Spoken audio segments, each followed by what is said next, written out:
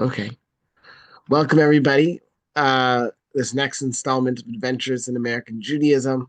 We're going to look at what behind the laughter. We're going to look at the history of the Purim spiel as it migrates from Europe and to the United States. Um,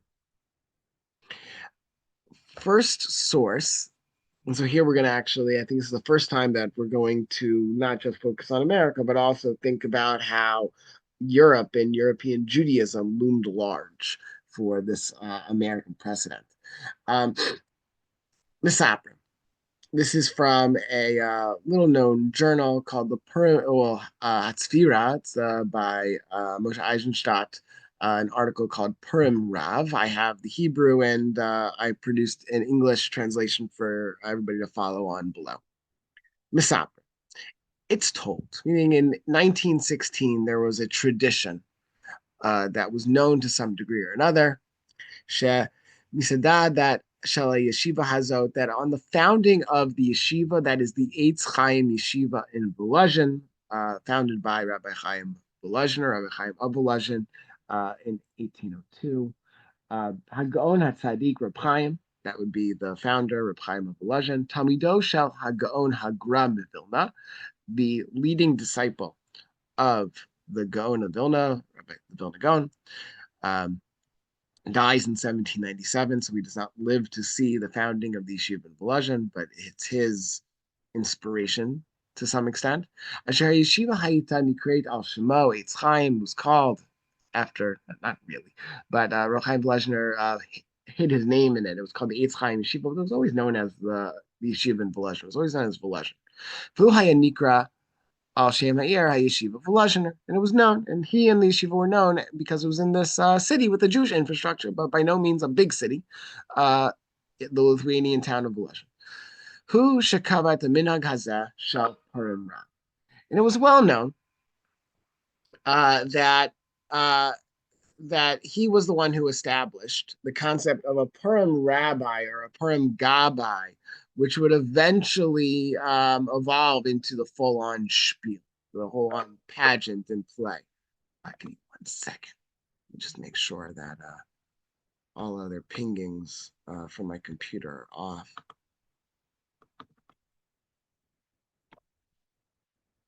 So he developed this idea of a Purim rabbi. What was the Purim rabbi? Where you would appoint somebody to lampoon the yeshiva. V'hu shishamato lechok b'yeshiva v'digmuloto. He had a particular purpose, particular agenda instituting the Purim rabbi minhag custom. Rotza haya ledat. He wanted to know hachisroniot sheban hagat hayeshiva. He wanted to know where he could get better. What were the failings? What were the issues, the challenges that the yeshiva in Volozhin wasn't up to snuff? Asher hu lo amad alehem, that he hadn't yet figured out. There's some Talmud lo hirhiv le'iroto alehem. So he wanted to know things that no student would ever have the audacity, the chutzpah, the moxie, to report to Rav Chaim of Volozhin. What the problem was, he knew that he was revered. He knew that traditional comportment had it. There was no student council. There were no grievances. There were no appeal processes. And Rav Chaim Volozhin, therefore, he had a yeshiva that he understood humbly could always do better. The problem was that the consumer, so to speak, the students, had no comfortable way of reporting to him how he could get better. Lefikach kava et yom b'shana. Therefore, he established one annual occasion, Yom HaPurim, on Purim, shebo hitiru lahem gam chazav al hipana. There even our sages gave some sort of permission to make light, to make merry. Sha'az haya adam atamid b'meshach kol hayom chofshi ma'asa b'shlid levado b'nyanei yeshiva. And they would allow one well-selected student to run the yeshiva. Umemela yidbaru az hamaasim she'enam rotzim shel harab mikol hashana. And he would learn then that whatever, and it wouldn't just be this one student acting alone, but the student, only men in the yeshiva, young men in the yeshiva, uh, would learn sort of through the avira, through the culture, and through the lampooning, what the Purim rabbi could teach the rabbi 364 days, not quite that in Hebrew calendar, of the year.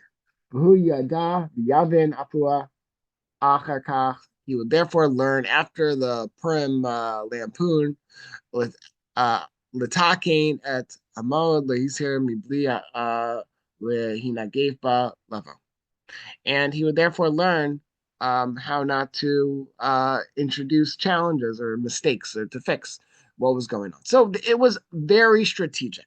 Was the Purim Rabbi, Purim Gabbai tradition? Ruchai Volozhin understood that the only way to get better is to get constructive criticism, and the best way to do that was to institute, in his mind, the Purim Rav tradition, in which you understood that Purim was a day for Leitzanas or Leitzanut, a day for conviviality, a day for a little bit of silliness. And once the Purim rabbi finished up Purim, that was it. Everybody and everything was back in order. It was controlled chaos to some extent or another. And that would provide a window into how Reb Chaim Volozhin could improve the yeshiva. Brilliant. Now, of course, the Purim spiel or the Purim skit can go all the way back to medieval France and Germany with the concept of Carnival. I'm not at all dismissing the Purim skits that we have that go back to the Middle Ages. Um, they weren't necessarily funny. A lot of them focused on either the Purim story or they wove in the story of Yosef and his brothers. But the modern conception of the Purim spiel really stems from Reb Chaim of Volozhin in the beginning of the 19th century.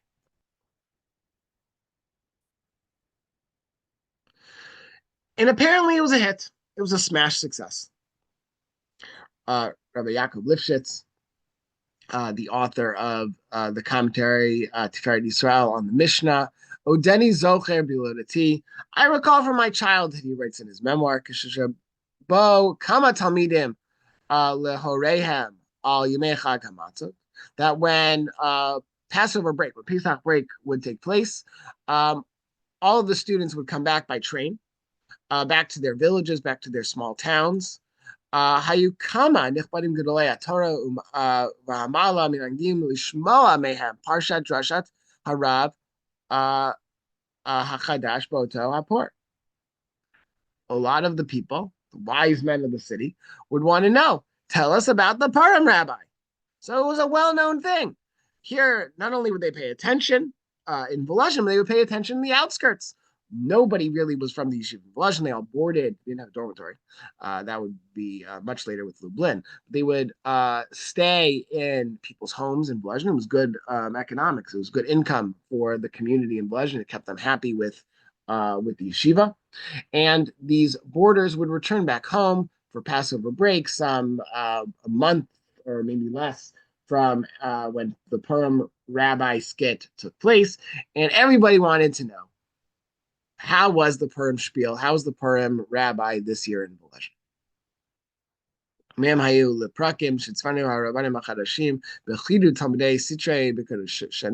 So he goes on to talk about all the different satires and criticisms, all these so-called new rabbis, these Purim rabbis, new rabbis, rabbi for a day. They would want to know who they were. And Rabbi Yaakov Lifshitz continues that there were many, many famous people who took on that role of Purim Rav through the epics of the Yeshiva and Volozhin's history. One such person was Rabbi Mordechai Gimpel Yaffa, and the following is reported. Yeshiva Nichshav Harav Mordechai Gimpel L'Charif L'Mechut. One of the excellent students in the yeshiva was not rabbi then, but Mordechai Gimpel Yaffa. Ukishigia liyom hapurim nitnu bo chaveirav et hanyanim livchor lo rav shel purim. Apparently, he was elected not by the administration, but by the students. They voted him the Purim rabbi. This is not during the time of Rav Chaim Volozhin, but his son Itzla. Minhag Shenoheg Od B'Yamei Chaim Volozhin, instituted by Reb Chaim Volozhin, again, well-known to many writers to focus on this. Lefi minhag zeh, bachur mibeit talmidei yeshiva, reish mesivta, they selected a head of the yeshiva. Liyom echad, for just one day, b'makom haram hamiti shaya mitpater mikunoto liyom boto. And everybody was in this controlled chaos once again.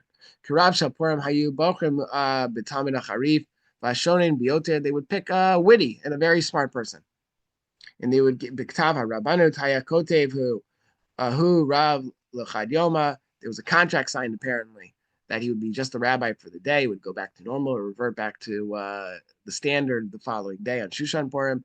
V'chi kol Toratav v'drashat shir l'taliyot rak lechidude ba'al. He would always he would give a shir. He would deliver a traditional Talmud shir, and he would add in some witticisms throughout. Blishum kartuv shalom, but none of it would be true.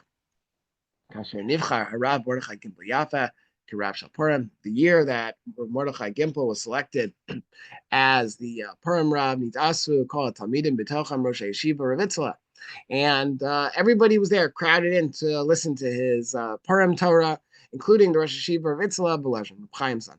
Harav de Purim Niksha, he made a mistake. He gid Pilpul Amuk.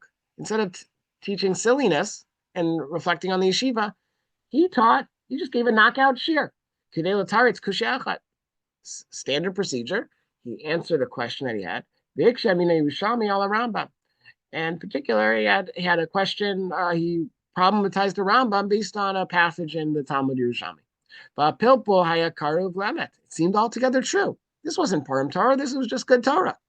But Talmidim panu Rabbi Itzla. They all all the students turned to Rabbi Itzla, to their Rebbe, to their Rosh Yeshiva. At Rav Shal Purim, and they complained to him. What is this? Mordechai Gimpel is supposed to be funny. He's not being funny. He's being perfect. Asher Shina at the Tanai Shein Demo, but he has violated the condition, which is he has to be a Purim rabbi. He's not allowed to teach true Torah. With Itzla, Chayechav Amar, he smiled and he said, Namkein, yeah, you're right. HaPilpul Kishu Atzmo Ematu. You're right.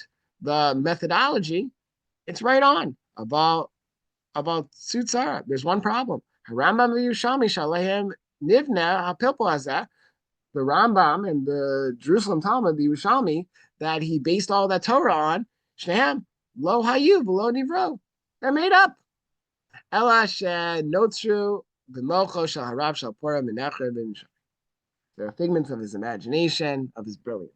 Okay, it's one example. One story about the Purim spiel, Purim rabbi in Volozhin.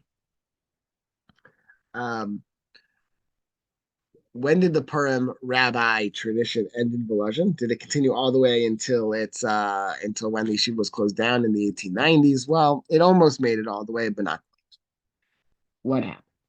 According to Rabbi Meir Berlin, who wrote a memoir about his family, including the longtime Rosh Yeshiva, Rabbi Naftali Tzvi Yehuda Berlin Nitziv, Kishigia Legil Shel Shiduchem, Rabu Chatzaim Bita Miriam. There was this woman, Batya Miriam, who was the sister of the Orach HaShulchan, of Rabbi Yechiel Michal Epstein. And apparently she was very beautiful. And when it came time that she reached a marriageable age, everyone wanted to marry. Everybody wanted to court this Batya Miriam.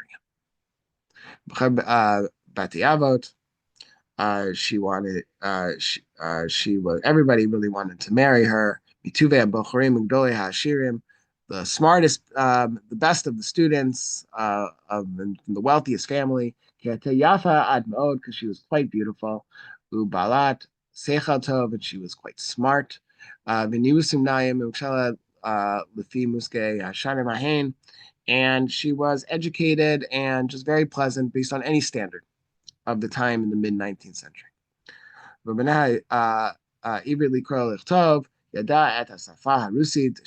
Hebrew, she knew Russian, how to speak it, how to read it, how to write it, how to speak it. Begami Kira, Bemina Musiemet, Eta Safa Germanit, she also knew German. He hodia lahorah, but she made clear to her parents. Kilola Osher. She didn't care about wealth. Below Lanoi, and not for little trinkets. Below Litanugim, And then so she didn't care about material stuff. Chavta Ritsuna ki bala yehei Talmud Chacham.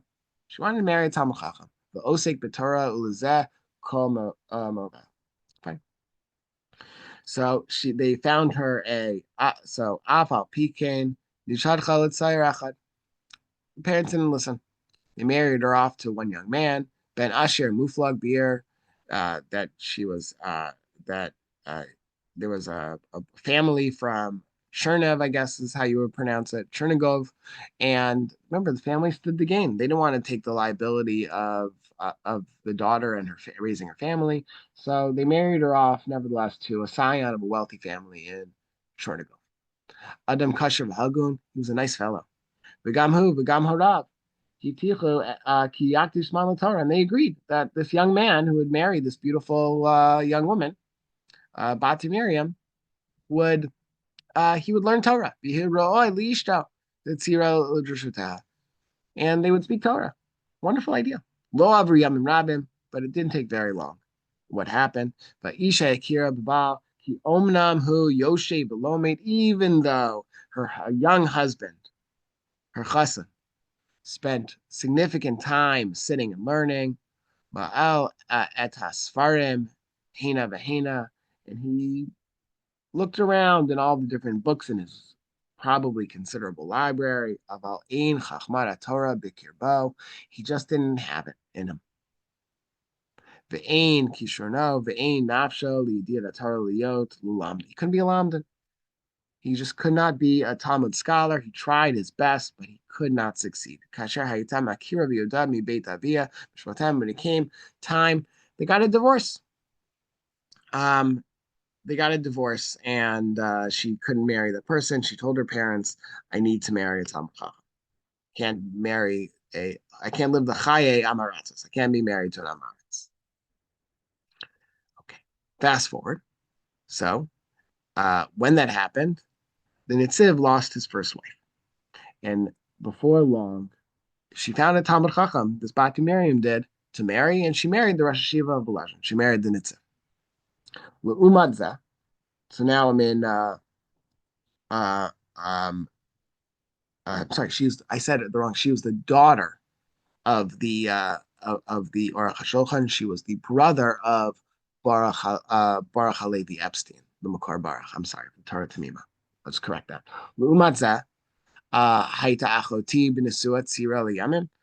My sister was married at a very young age. That's what I just reported to you. Bria B'Shama, she was just she was vivacious. And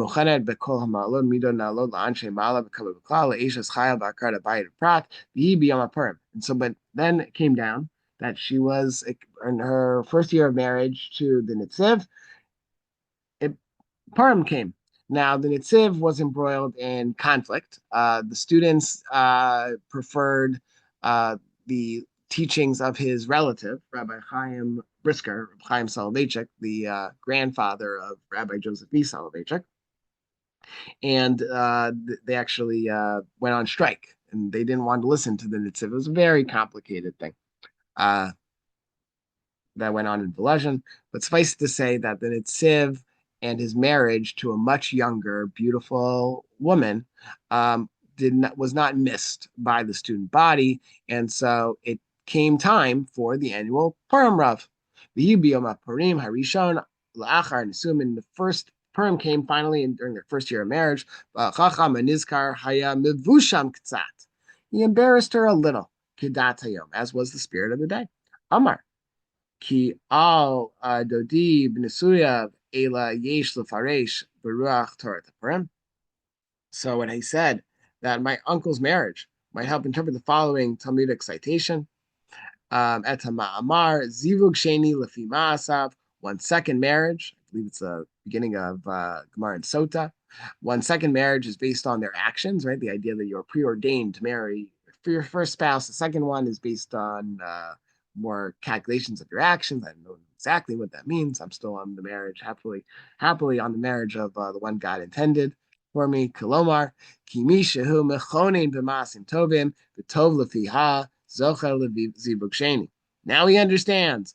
on second marriage based on his actions. In other words, an individual who is kind and generous to his first wife will merit his second wife. So based on how you treat your first wife, your first spouse, that's what you will get in your second. So obviously, Sid was very good to his deceased wife, rather inflammatory, rather unkind, and so he deserved this young bride. In any case, that was the last Purim spiel in Velezhin. Makes sense. Okay. Um, but the focus of our discussions has always been on America. But I do want to cover a little bit of Europe. One other funny incident that so that we have full literacy of the Purim tradition in Volozhin is by Moshe Tzvi he wrote voluminously about his teacher, Rav Kook, Rav Avram Yitzchak Cohen Kook. And not only did the Purim rabbi tradition migrate to the United States, but it also migrated to Israel. Apparently, during his, I think, 6 months in Volozhin, Rav Kook was selected as the Purim rabbi, and he lampooned, this was obviously before it was canceled by Reina Batia, he lampooned the Nitziv, the Rosh Hashiva there. And much later on, in Merkaz Harav, he continued that tradition, and there was so years ago, I'll just read in English. One of the excellent students chosen as the Purim rabbi was the Nitziv's great grandson, Rabbi Yitzchak Charif. So the Nitziv's Anikel, the Nitziv's great grandson, was enrolled in the yeshiva of Merkaz Harav, where Rav Kook was the Rosh Hashiva. And apparently, this Rabbi Yitzchak Charif did a bang-up job imitating Rav Kook. Harav shehichshiv ma'od et Rav Yitzchak. And Rav Kook was really impressed by this impersonation, and it occurred to him, V'af haya madurim b'kaima haya male b'flo b'tzorei dvarim. He admitted that he didn't know exactly how brilliant this Rabbi Yitzchak Charif was. V'amar shlo yada klal shekocho ko gadol mitorah. He didn't know he was also a comedian. V'im zot hosif beruach tova, and he said in good nature, achshav mashivim li kigmulai. Now I'm getting my just desserts. I'm getting what I deserves. Hanin machzir li Yerushalayim. It's come back to pay me in Jerusalem. I did a bang out job imitating the Nitziv, and now the Nitziv's great grandson has done a fantastic job imitating. Okay. In any case, the Purim rabbi tradition clearly in Europe was taken in good fun until it wasn't. And it was used pedagogically. It was used, I should even say, strategically, of where the administration, first with the Reb Chaim Volozhin and Reb Itzla, and then the Nitziv, used the Purim Rav tradition in order to get perspective and feedback in a controlled way from the student body. They would use it. They would use the lampooning to get at the kernel, even at the core of how they could improve the yeshiva in some way or another, knowing very safely that things would return to normal until the Nitziv's wife kiboshed it.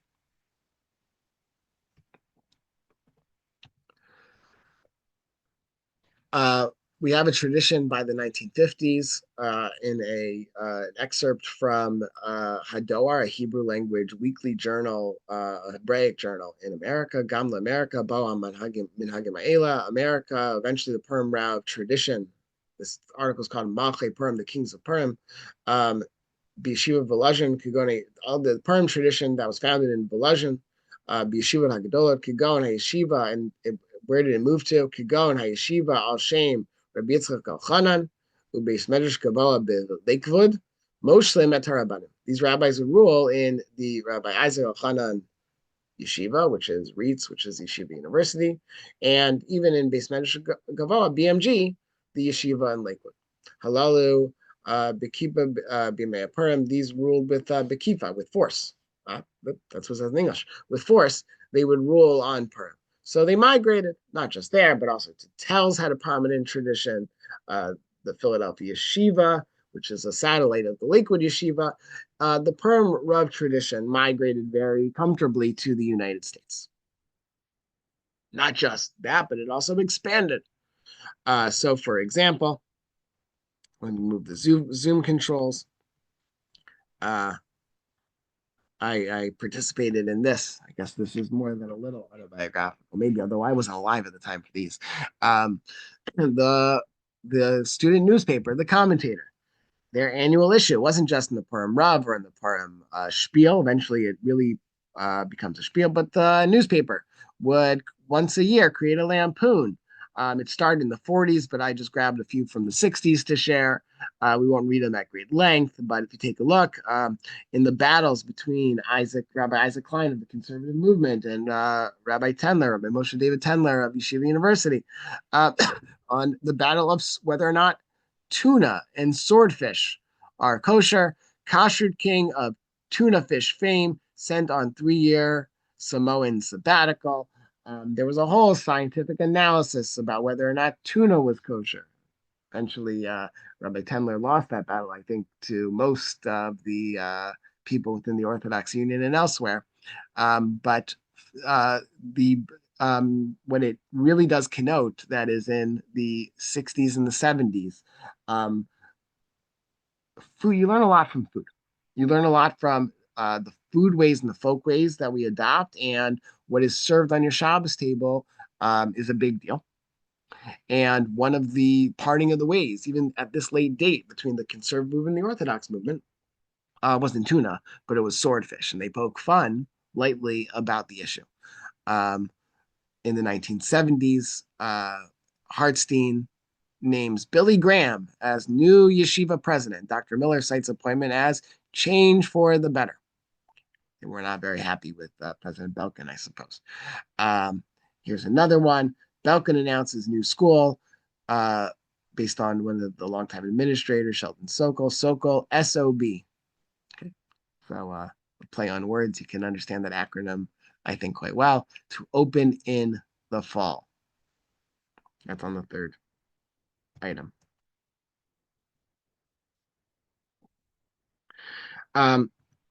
In 1974, the tradition is alive and well. This is actually not 74, excuse me, this is 1954, because Yeshiva University's College for Women will open in the fall. That was the big line that Stern College would open in 1954.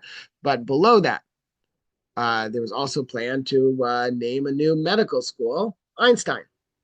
So Einstein, therefore, dutifully appeared in the Purim Spiel that year and was greeted by, because he had to kosher, so to speak, Albert Einstein. And so none other than Rabbi Yerucham Gorelick was lampooned as well in the Purim Spiel that year. And the two found a peaceful way forward. Einstein representing sort of this graduate medical training, and the yeshiva proper led by one more traditionalist exponents, Rabbi Yerucham Gorelick. And that was the theme of the Purim Spiel. And again, you sort of learn from in 1954 what was at stake at yeshiva at that time. Purim spiels, just like with Batya Miriam, Purim spiels and Purim commentators got quite sensitive and testy at times.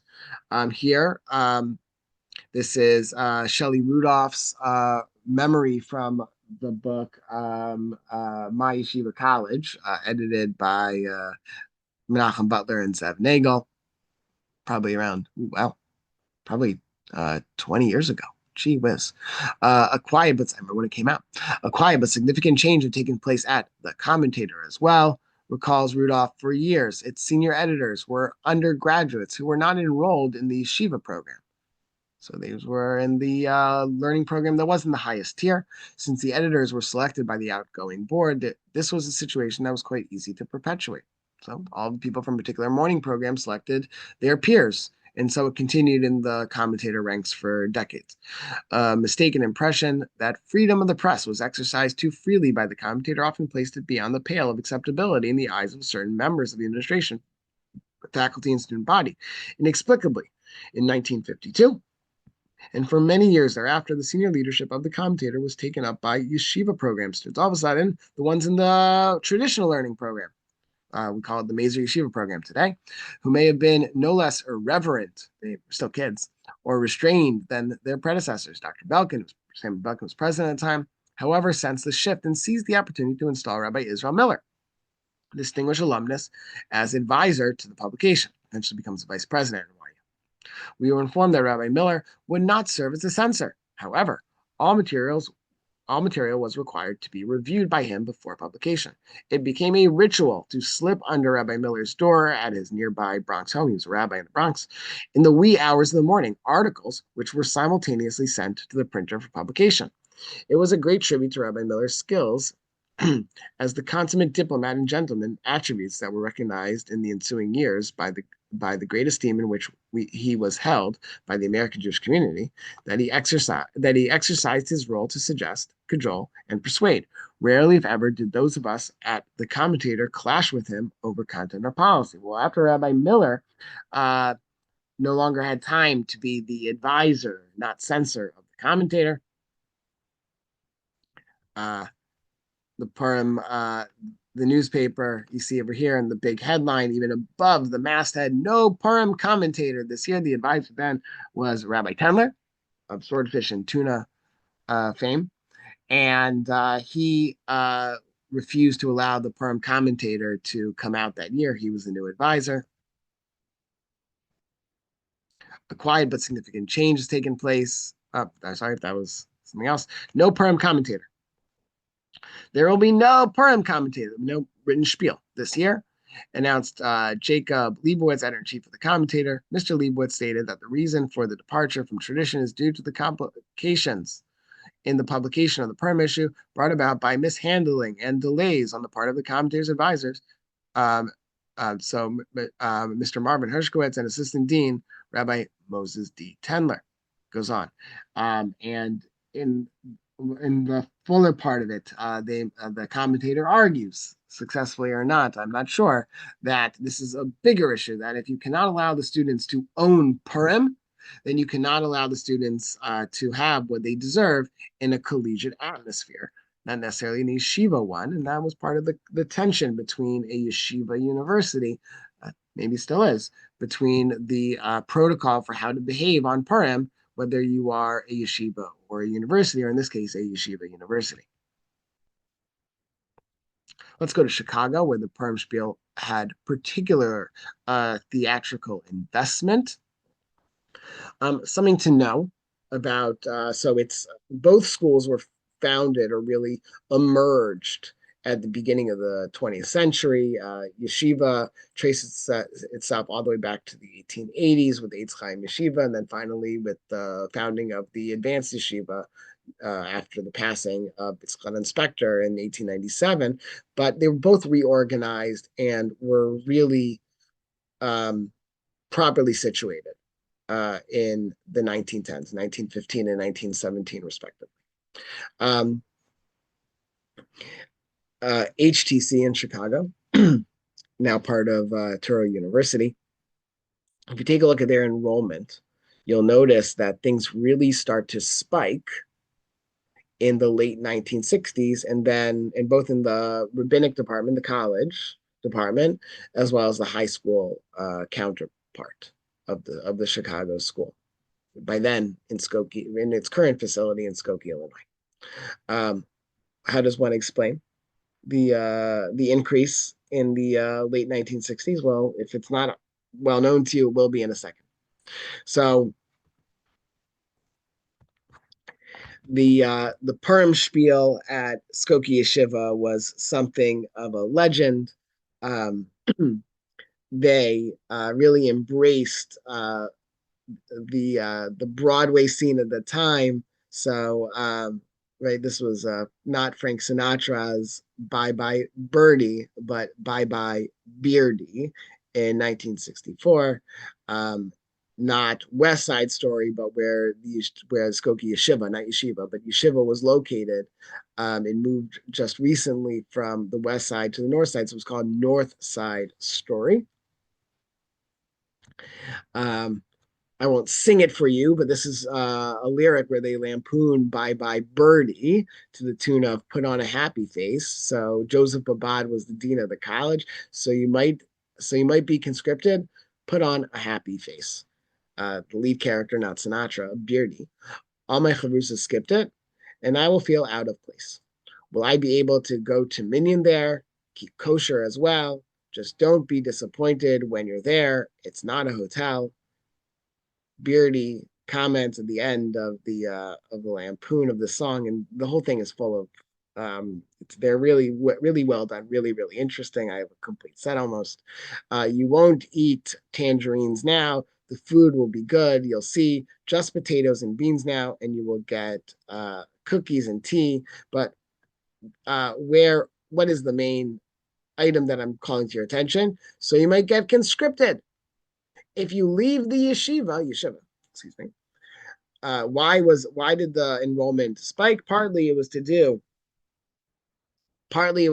with the emergence of a new Rosh Hashiva, Rabbi Aaron Soloveitchik, but a lot to do with if you were enrolled in a rabbinical program, you were exempt for service into Vietnam temporarily, although student that eventually even seminary students were conscripted into the army as well. But that explains much of the spike in the enrollment over here. It wasn't just the Orthodox, certainly. Here are the notes. I mentioned tuna. So Rabbi Isaac Klein, who became a very important figure in the Committee of Jewish Law and Standards of the conservative movement of the Rabbinical Assembly. Here is his notebook of all of the, not just the Purim Torah here on your left. Well, he produced content that was quite funny I don't know if it rivaled, I can't say, of Rabbi Mordechai Gimple Yaffa, but he also wrote scripts that would, and plays, you have in his notebook at University of Buffalo, not quite sure why his archives are there still, but he also created skits to be produced as a young student in the seminary. And not just the conservative movement, but Hebrew Union College also had a Purim Spiel tradition. So it was really intra-denominational. Here is one from 1942, How Green Was My Chaplain, a prelude. I'll just grab one quick line. Gutman, did you hear about the Orthodox rabbis who visited my Shulchan Aruch class the other day? Sorry, let me read it again. Did you hear about the Orthodox rabbis who visited my Shulchan Aruch class the other day? Was I embarrassed? I guess this is Jacob Rader Marcus. Why? What happened? Gutman, the class was unprepared. Cohn, so I guess all the faculty. How can you tell the difference? Well, one of the boys was reading the text upside down. Of course, there were no women yet admitted to HUC, so it was boys. Sometimes it's better that way. I often stand on my head too to read the text. When does this? So then they continue on and on. You see that they really play off of sort of the level of capacities and literacy. Some HUC students have become obviously masterful Talmudists and are great scholars and definitely read Hebrew text the right side up, not upside down. But you see that they share a window into some of the criticisms of HUC at the time. And it wasn't just for rabbis in training, but in the 1960s, not a long-lived pamphlet called Prukim, a monthly program manual for synagogue activity of the Union of Jewish Congregations of America, the OU, produced a guide of how to produce a minstrel show. Preparation.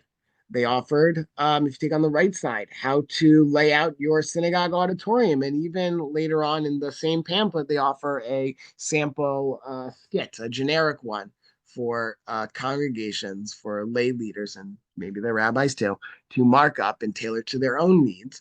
But and we see this, that in Hillels, in synagogues, in day schools, the Purim Spiel became a great opportunity for gathering, but also as a unique opportunity to paint a picture very safely to provide constructive criticism to the powers that be.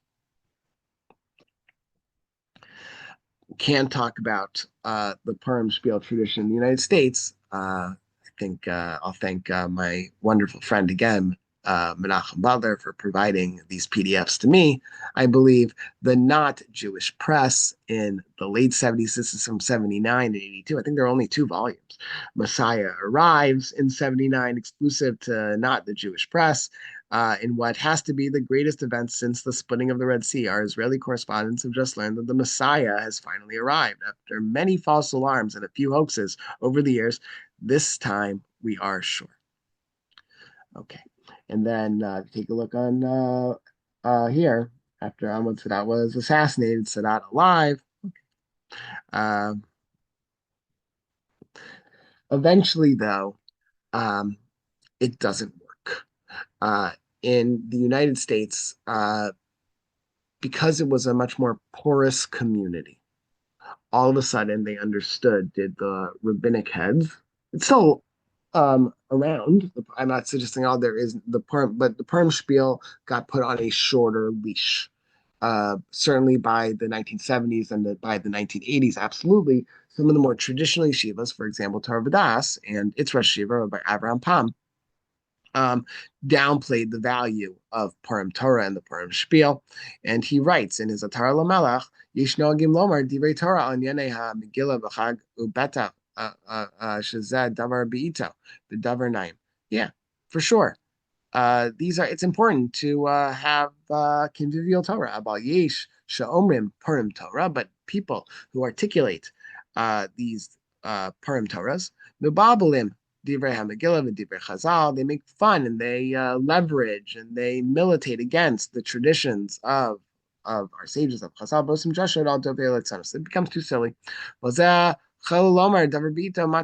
it's really it's not a good thing, offers Rav Pam.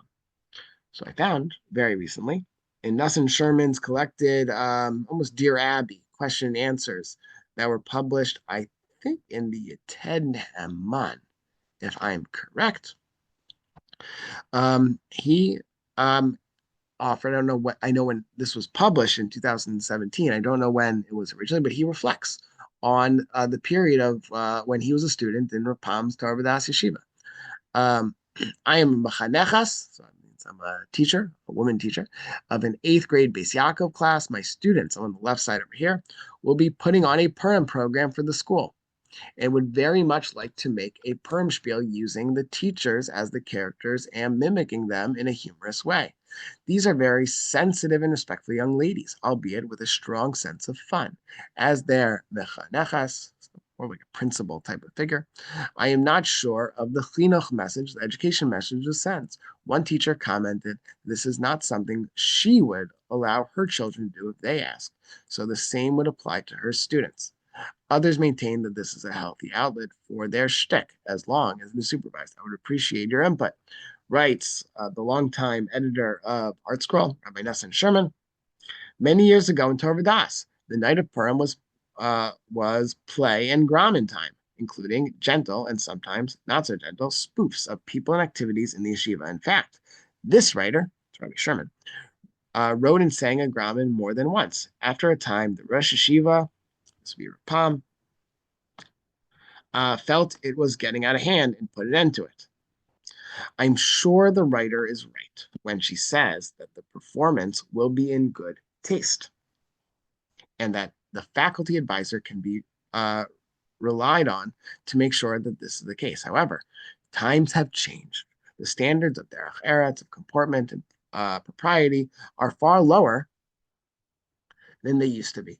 Although I personally am a proponent of good, clean humor and on Purim, I fear that we may well be on a slippery slope. Machanchim, educators, everywhere bemoan how much more difficult the profession is today than it used to be. In a way, it's similar to the question of uniforms in girls' schools.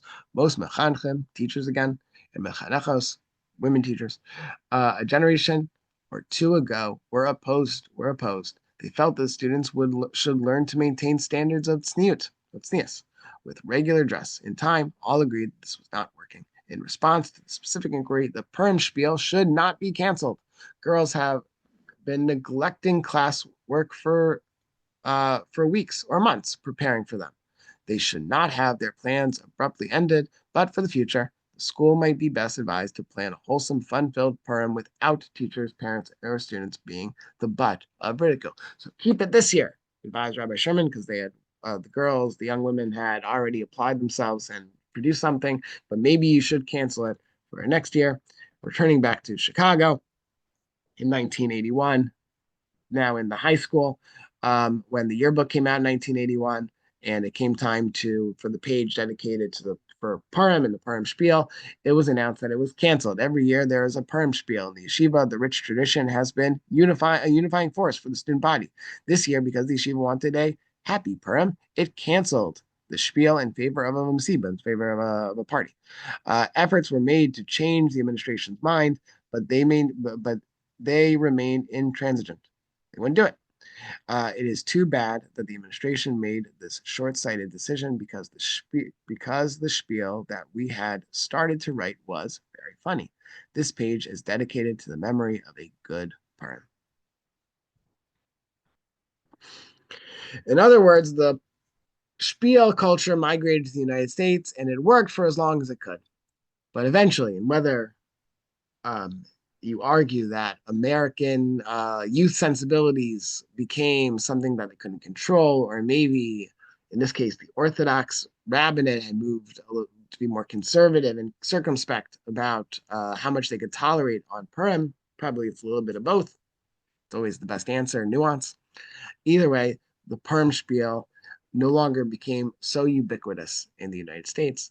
Certainly has its traditions, but it certainly can no longer be relied upon as that major lever to seek input comfortably for students and to take that feedback and exercise improvement for the yeshiva.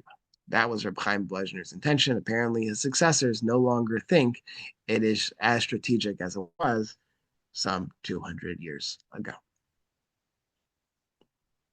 Okay.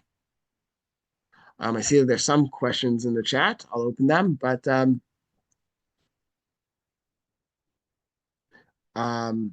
first example of Purim Torah is Megillat Esther. Okay. Did Let's see if there are any questions. Did any of the girls' school, seminary, Stern, or female Torah have Purim fields? It's interesting. That's a really interesting question, Shelley. My my hypothesis would be there is something, and I say this in like a historical social way. There's something masculine about it. There's something about boys doing it. Um, I it's easy. We can just look at the Stern Observer, the newspaper, and see if there was ever a tradition at Stern College. I don't think so, but I don't know. Um, but that's a really interesting question of why. And part of it was I was incubated in an entirely boys environment, right? The Yeshiva in Velezhin. But you don't see too much of it. And I'll even say that in my day at Ida Crown in Chicago, the boys did the Purim spiel, even though it was a co-ed school. It's interesting. Yeah, newspapers always had whether it's the Exponent in Philadelphia, the Jewish Week in New York, always had that tradition of a Purim satire as an insert. Absolutely, absolutely. And it came in different ways. So the Purim Rav, the Purim sort of this one-man show, eventually became newsprint. It became a whole play, very elaborate in some occasions. Some of the pictures I should have showed you from Skokie, how they're dressed as they really took an interest. They dressed in these huge elaborate costumes from Wizard of Oz and the like, and it was filled in Skokie. About 1,200 people, by one account, attended. The whole community came for the Purim spiel until it was canceled. Nowadays, I think the tradition has it that because with media, very often it's pre-recorded. That's a way to ensure a certain quality control. Shelley, go ahead. the idea that just people are supposed to get drunk on Purim. I'm sure that no woman ever got drunk because she would have been, castigated. So that's why I had that question. I mean, certain things have changed for women, like they're able to learn Gomorrah and stuff like that, and certain things haven't. And I guess as a woman, I get upset about how there's still two standards for things that aren't really halachic. It's a great point. I'm not a political scientist. But you're right. And there is a gendered through line through this that that I don't think I interrogated, and thank God there's always more work to be done. But your consternation is well noted, and but as a historian, um, thinking about it, there's more work to be done. And if any of you have Purim spiel, send them over to me. If I have any stories from your days in whether it be in a synagogue school, a day school, a yeshiva, a hillel. I find the whole thing fascinating. It's really about lived religion. You find a lot of MS, you find a lot of truth, a lot of historical kernels embedded in these spiels. The fact they would write them down is quite interesting.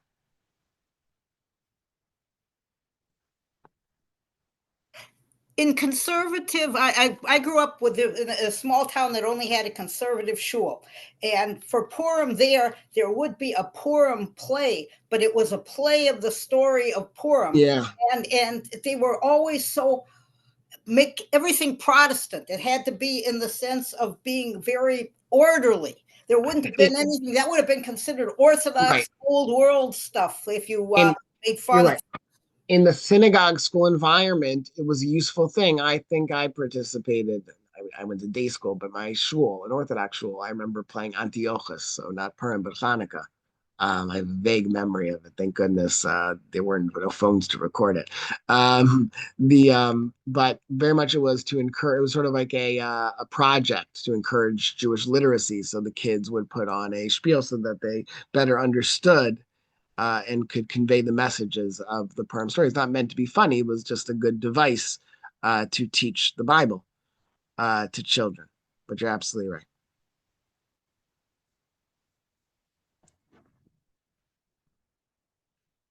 Okay. Well, this was a fun one. I've been looking forward to this since we started the series. Um, I'm going to just what's on tap for next week. Oh, we'll turn back actually to Chicago. Glad I introduced you to the Hebrew Theological College because we're going to look at basketball. I guess just in time for March Madness. We're going to take a look at a really interesting court case about the right to wear your yarmulke in basketball in Illinois, and what was at stake and the expectations of being able to do that.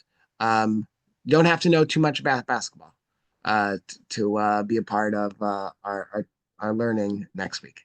Anyway, until then, great to share some late sunnus with you all, and we'll continue that next week. Have a good week, everybody. Thank you.